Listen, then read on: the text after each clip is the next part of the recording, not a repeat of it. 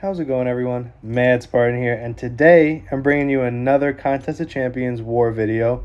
I believe this is war number 3 of season 44. We're up against Next Wave, which, as usual, have no idea who these people are. But the defense was pretty good this war. They did run a Kindred boss. I will be taking that boss with, in case you guys don't know, a special guest, Titania. Finally, after her being banned, oh my god, I was panicking a little bit. I mean, she's probably going to be banned every war. But to have her every once in a while is beautiful. It really is, because that is my character. I can literally take anything with her, so my confidence shot up, which I definitely needed after last war, if you guys saw it. It was a pretty bad war. I was a little mad at Sandman, but it's not his fault. It's my fault. So, first fight is going to be a Spidey Supreme, which, with a buff immune, there's nothing to it. That fight would be a little difficult even with a global attacker, only because your dex will still count towards his miss, and his spider seals, which I don't know if those are considered placebo buffs or his own little buffs, because they are buffs that do nothing, but maybe there's something different. But as you can see here, pretty much she's ascended rank 5. I do run the Spidey 2099 relic on her, which is just so good. I mean, obviously for this meta, it's like literally the best thing ever. But usual, like, it would help with her too, just from dexing. She'll be given the physical vulnerability. And just like that, while I'm rambling on, basically, the Spidey Supreme goes down. Now, this was one of the fights that I was a little nervous about, because, I mean, it's never stopped me before. I usually take Titania with everything, but I know that she had a couple, like, Misty Knight has a couple things prepared for science people. But I just thought in my head, like, all I'm going to do is just watch the evade and just play it slow. And that's exactly what I did. As you can see here, you know, I'm a little more carefree when she's in Haymaker, because there really is no punishment. But I am going to be only doing 4-hit combos. I'm going to be slowing down my combos. Definitely baiting the SP1. Want no part of the SP2. I don't even know if you can dex it, but I'm not even going to try it. So as you can see here, I'm pretty much just slowing down the game, watching for the evades. Right now, she has a 12% chance to evade, which is pretty high, considering most characters have like a 3% chance. But she has a whole 12% as a skill, which is pretty good. She actually has one of the most interesting like kits in the game. The fact that it's different for every character, kind of like Purgatory as well. But the ability to purify debuffs, evade, and then if she can go into equilibrium, she's got unblockable specials. Like, overall, I think she's a pretty solid champ. And as you can see here, there's pretty much nothing else to it. You throw the SP3, game is over. But yeah, I always found Misty Knight pretty interesting, just because of like how much there is to her kit, and how you can pretty much play her different against every class. So next up we have just a regular Doom. Once again, I'll be taking that with Titania. There's nothing to the fight. It does do placebo buffs, and when you knock them down, you gain a Fury. But for buff immune, that doesn't do anything. So this is going to kind of be a little bit of a slowish fight too. I wouldn't say Doom is my weakest matchup, but he's definitely one of my weaker fights. Just because sometimes, like, I'm either like on point, I can dex his SP1 every time, or other times I can't. Sometimes I can dex his SP2 with no problem. Other times I just die. So I'd rather not take that chance, especially with coming out of last war, which I wasn't very happy with how I played. So this definitely was a good war to gain my confidence back with Titania not being banned. So as you can see here, I'm pretty much just laying into him, constantly baiting those SP1s. What I'm going for right now is to try to have him throw 2 SP1s in the same aura, because it doesn't renew it, it just pauses it. And I'm trying, as you can see, I'm trying to bait it. Didn't get it that time. He throws it immediately after. So what I'm going to try to do is try to get him to throw that SP1, hopefully renewing the aura. And as soon as that happens, I'd be going right in. I do think eventually I just kind of give up. But we'll see here. I'm just baiting this SP1 because I always like to just go for it with the Haymaker into SP3. But I'm always afraid that it's not going to kill, and then I got to deal with an SP2. So as you see here, it didn't work again. So I just say I'm going to go for it.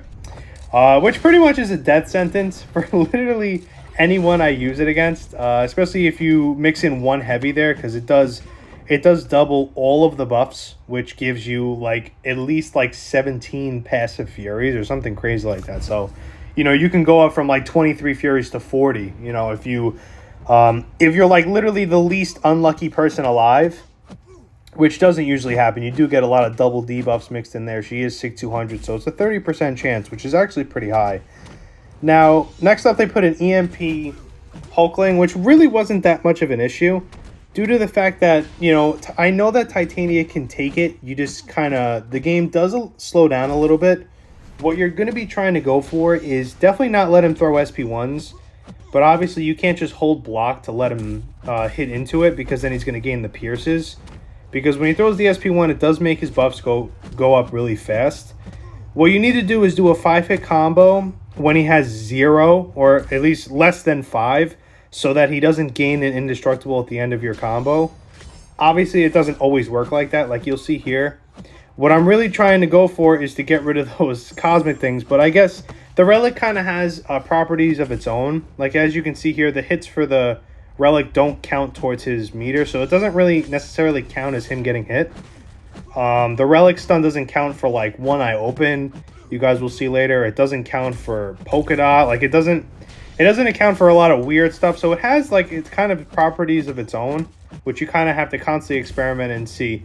So you see right there, and then finally we got the right rotation. He has 0 cosmic charges, so that means no hits are going to generate buffs. And I pretty much throw the SP3, which even if he got back up, he would have died, but we did slam that. Then next up, somehow my Sandman video has been getting a lot of views, which I'm so grateful and happy for. I think we gained like 15 subscribers in the last like 2-3 days, which is insane. Thank you guys so much. And it seems like the appeal has a lot from Sandman, so I hope you guys, you know, I'm going to just do a confirmation now. I will be rank 5ing Sandman at some point, hopefully before the season ends. It seems like a lot of you guys like him, so and I enjoy playing him too. Still a little salty from last war, but you know, there's nothing you can do from that.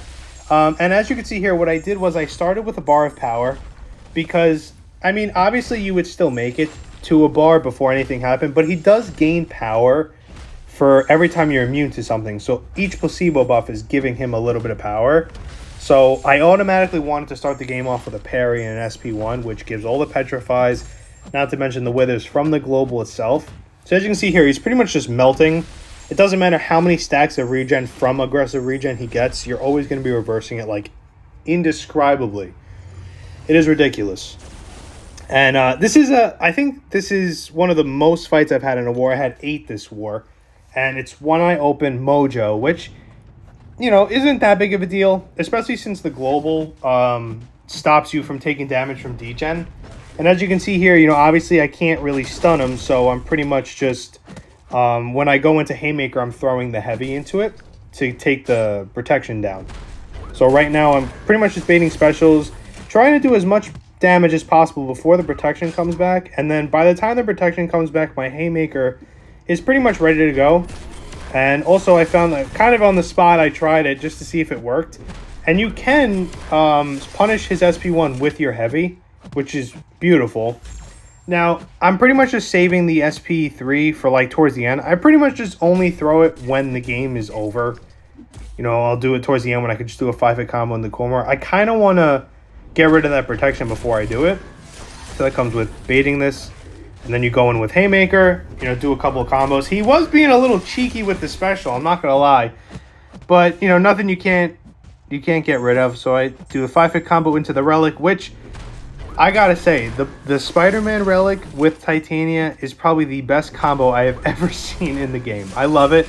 It literally pairs so well with her. And as you can see, we did knock that protection down. So I immediately went into an SP3. Whatever life he has left, I'm going to rush right in. And as you can see too, in case you guys missed it, the Relic stun doesn't count for being stunned with one eye open, which is pretty crazy that they do that. Like I said, it has kind of properties of its own. That's something that we'll have to constantly be testing to see what it can do. But that fight was easy. We go to the next one. It is the usual hazard shift. I believe it's Shock and Bleed. It's pretty much the only one that I feel comfortable taking with Sandman because it is double immunities. It's not really anything you have to worry about. They did put a Wong there, which I was annoyed about, but If you guys can remember, I did fight him last war when I died a bunch of times. I didn't die to him, though. He was the one fight that I had a problem with, and I didn't. They were running suicides on him, but he was like such a jacked up 7-star. It didn't matter too much. You know, it's still, you know, take your time with it. Now, as you can see, I am dexing the SP1, which is something that you kind of don't want to do because he is the global. You know, a lot of times, I mean, if I don't have a slow on, you guys will see, like, when I dex the SP1, I'll hit him one time, and then as you guys can see right here, like, I'm going to hit him, and then I kind of slow down the combo a little bit. I mean, there I went a little trigger happy with it, but usually I pretty much just take my time with it because if you hit with the medium and then he ends up getting unstoppable from it, there's not really much you can do. So as you can see, I do the SP1 into the rooted. It does give you more debuffs, and then the little burst at the end, which obviously is always good. The goal I'm kind of going for here is to have enough debuffs that I can put the slow, and I'm trying to make sure that, like, as you can see, like, I do slow down that medium a little bit just to make sure that the slow doesn't come out, the unstoppable, because I don't want to get slapped in the face. We did get lucky the other time because it allowed me, I was unstoppable during it. So this is just a quick parry heavy, and I think I do it a bunch of times, and then I convert it into an SP1, and just like that, the Wong's done too. Now, lastly, we have the Kindred boss.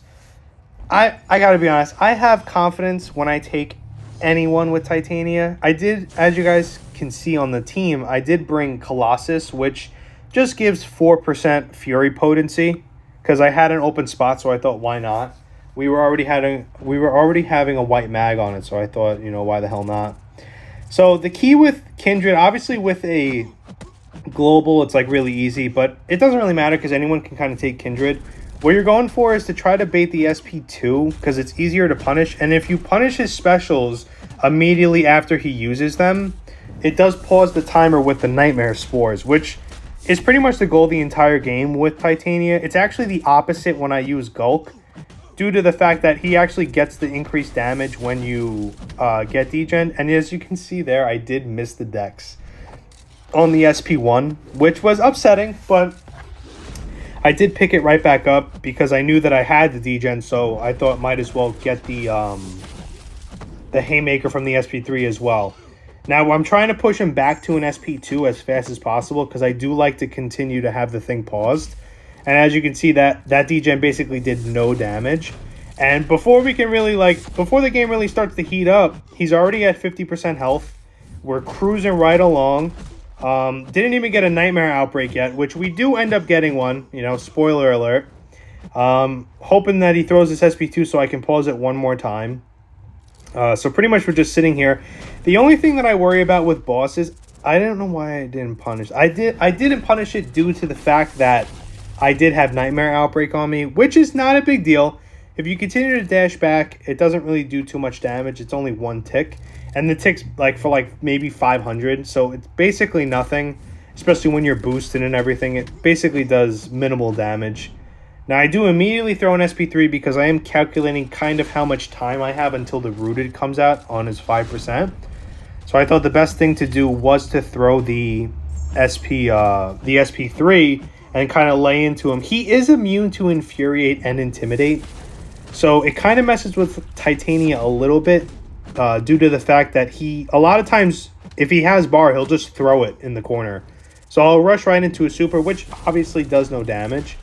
But the main build-up with Titania is to get them in the corner, throw the heavies, and kind of build your stuff up. Now, we did happen to get lucky and pause it again. And I'm hoping that we pause it one more time. Yeah, so he does retaliate with an SP2 immediately. So I do throw a medium to punish it. And I throw an SP2 to save myself because I was holding on to it. And as you guys can see, that degen really is ticking. So I just kind of threw the relic at him. And it worked. It was a really good war. I was happy that Titania wasn't banned. It was definitely the confidence boost I needed after last war. And as I was saying before, the Sandman video was doing amazing. I think I got like 10 subscribers alone from that video alone. So I was happy about that. There will be more Sandman, I promise. He seems to be the person that I'm going to have to use. I'm kind of tampering a little bit with Quicksilver, but I'm just not feeling him a little bit. But I may have no choice soon. But yeah, it was a good war. We did end up losing. I think we lost 15-10. So, or it might have been 15-8. But yeah, we did lose that war. We are on a 1-2 record, which isn't a great start. I'm not going to say it isn't. A lot of people in the Alliance, we're having a lot of issues right now. So, it's not the best season. We did have an amazing season last season. But, we're going to keep moving on and figuring out, try to make some changes, hopeful about the future about it. Maybe, we get new groups towards the end and, we'll see what happens. Hopefully we don't drop too far down.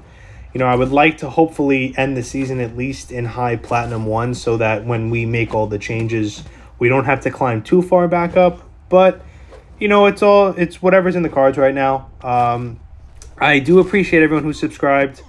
If you guys have any suggestions about things I should do, I do already plan to make a video for 8.3 when it comes out. I'm not off from work that day, but I'm going to try to still, I'm still going to try to juggle completely finishing it and then making guides for you guys. So you guys come to my channel first before any of the other guys. But yeah, I hope you guys enjoyed the video. The next video that you'll see about this will probably be next war. We are off from war today, so there will be no contest video until probably tomorrow or 2 days from now, depending on when I finish war and when I decide to post the video. But yeah, I hope you guys enjoyed the video, and I'll see you on the next one.